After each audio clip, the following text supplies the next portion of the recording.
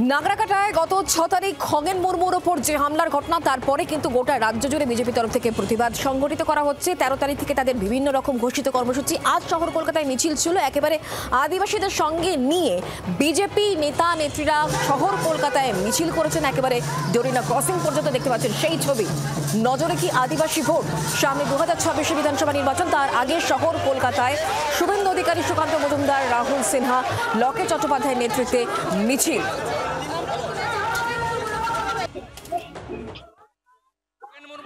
দেখেছেন তো, ফুল জোহারের কথা বলেছি, সবাই মিলে আদিবাসীরা স্রষ্টা, সৃষ্টির কর্তা, তারা মূলবাসী। খগেন মুর্মুর রক্ত, এর বদলাও নিব আমরা, বদলও হবে। আদিবাসী এবং ভারতীয় জনতা পার্টি একজোট হয়ে সরকারকে সরাবে।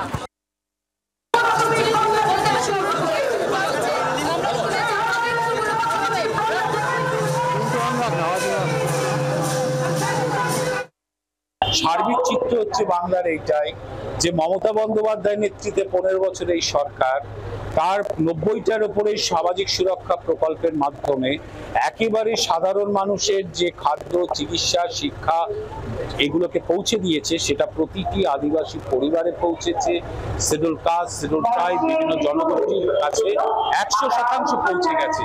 এটাই হচ্ছে ডেভেলপমেন্ট, এটা হচ্ছে পাশে থাকা। ফলে আমরা ওটা নিয়ে কিছু ভাবছি। বাংলার আওয়াজ, বাঙালির আবেগ, জি 24 ঘন্টা।